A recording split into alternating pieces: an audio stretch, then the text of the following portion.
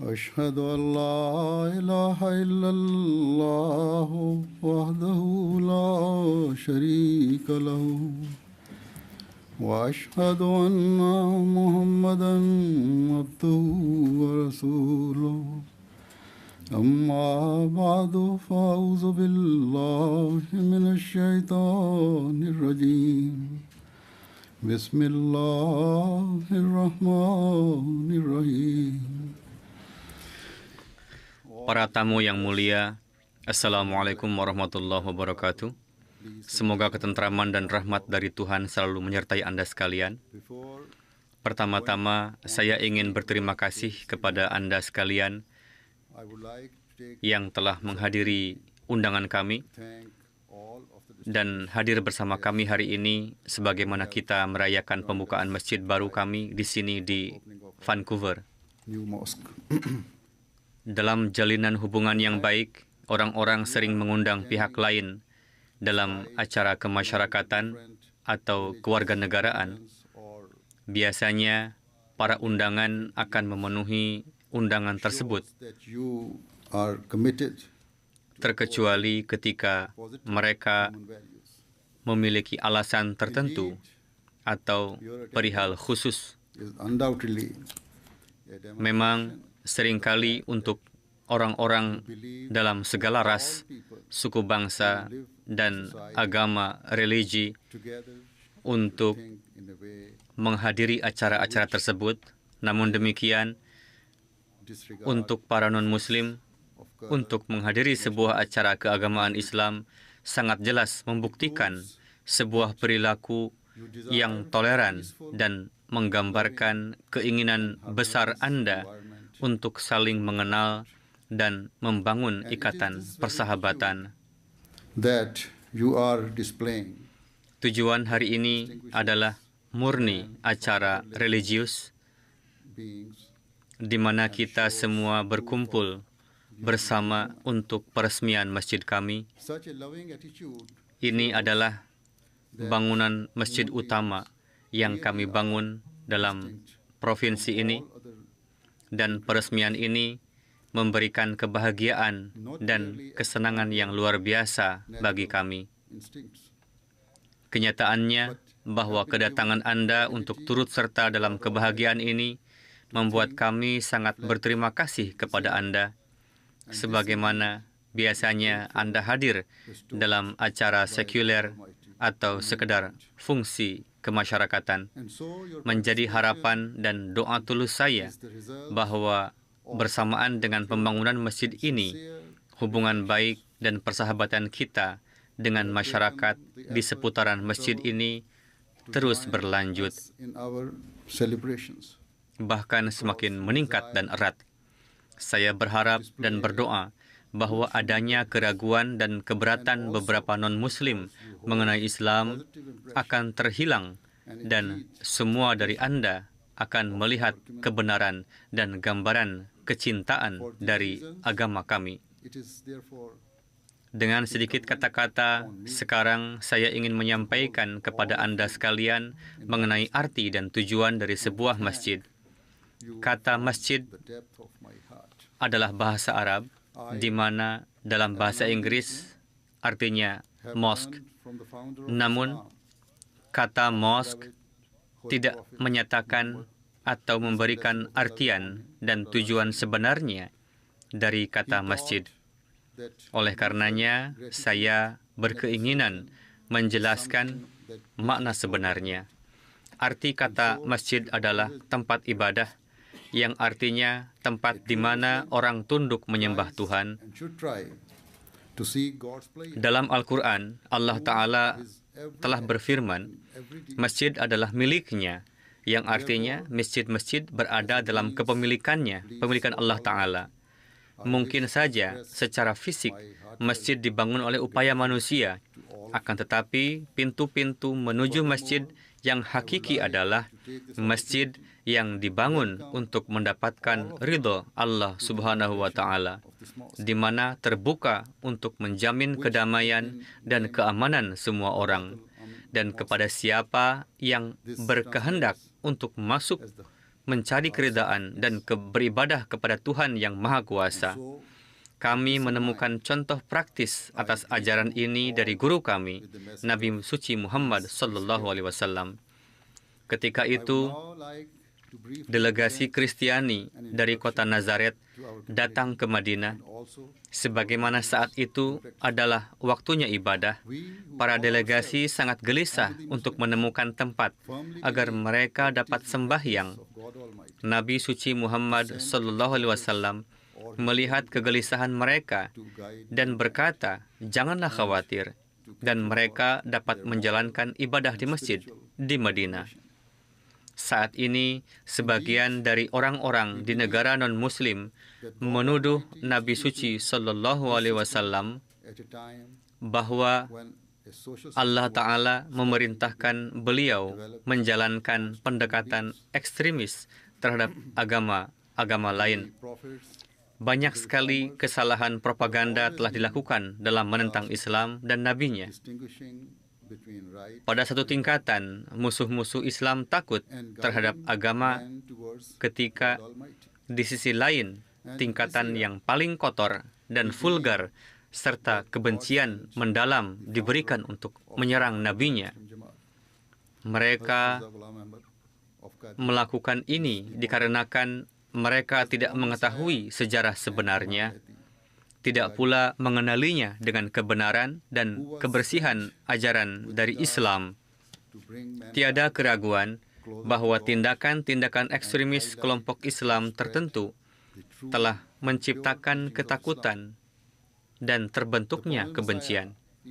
Hal tersebut juga menjadi jelas bahwa sulit menamai mereka Muslim dalam tindakan ini, sebab mereka jauh dari ajaran kitab suci Al-Quran dan dari praktek penuh kasih dari Nabi suci Muhammad sallallahu alaihi wasallam.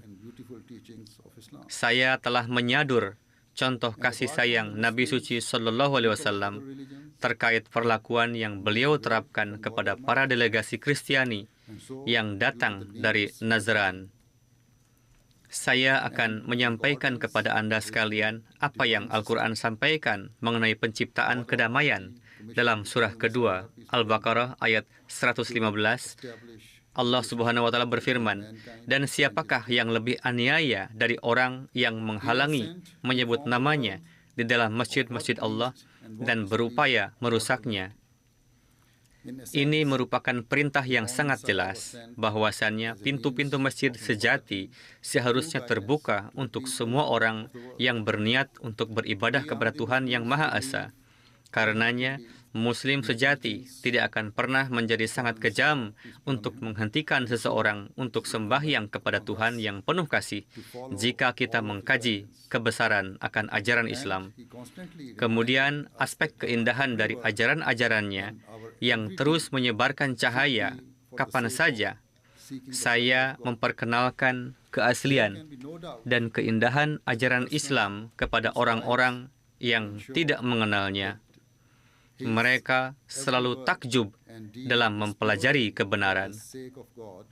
Disayangkan, seperti yang saya katakan sebelumnya, tidak ada keraguan bahwa ada sekelompok Muslim yang melakukan praktek yang sangat salah dan membuat ketakutan terhadap Islam daripada menunjukkan kebenaran agung dan keindahan Islam. Apa yang mereka lakukan sepenuhnya terkutuk. Ajaran Islam adalah cinta, kasih sayang, dan kedamaian. Hal tersebut bukanlah hanya kata-kata, melainkan kenyataan dalam realitas. Mari kita nyatakan secara jelas bahwa siapa yang menodai nama Islam melalui tindakan-tindakan keji mereka termotivasi sepenuhnya oleh kepentingan-kepentingan dan egoisme pribadi. Dan mari saya nyatakan secara tegas bahwa Islam tidak memiliki keterkaitan dengan ekstremisme, terorisme, atau kekerasan. Jika dalam kondisi tertentu, di sana ada ajaran ketegasan dalam Al-Quran, kemudian alasan dan justifikasinya telah jelas diterangkan every country, every society, and indeed di mana di sana ada ajaran-ajaran yang mana mereka hanya memberikan arti dari pembangunan tujuan permanen dari perdamaian dan keamanan di dunia ini. Ketika Al-Quran memberikan izin kepada Muslim untuk menggunakan tenaga untuk mempertahankan diri mereka sendiri, itu diperintahkan sebagai arti untuk melindungi semua agama-agama dan semua orang. Dan sejarah telah memberikan kesaksian akan kebenaran ini. Dalam surah ke-22 ayat 40, bahwasanya para Muslim pertama kali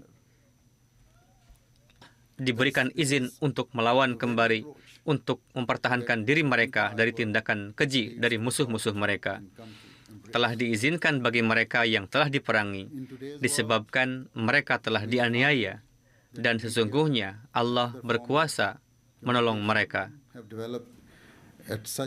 Kita seharusnya mengerti konteks di balik izin ini dan kondisi saat itu, di mana para Muslim telah melakukan segala upaya dan pengorbanan untuk mencoba membangun perdamaian. Para Muslim telah bertahan dari penganiayaan yang tidak ada belas kasihan, dan perang brutal telah dilancarkan kepada mereka, dan mereka telah diusir dari rumah-rumah mereka. Oleh karenanya, dalam setiap kemungkinan atas kekejaman dan kebarbaran dari para musuh Islam telah melebihi semua batas kewajaran. Ketika itu adalah titik kritis di mana Allah memberikan izin untuk perang bertahan, dan bersamaan dengan itu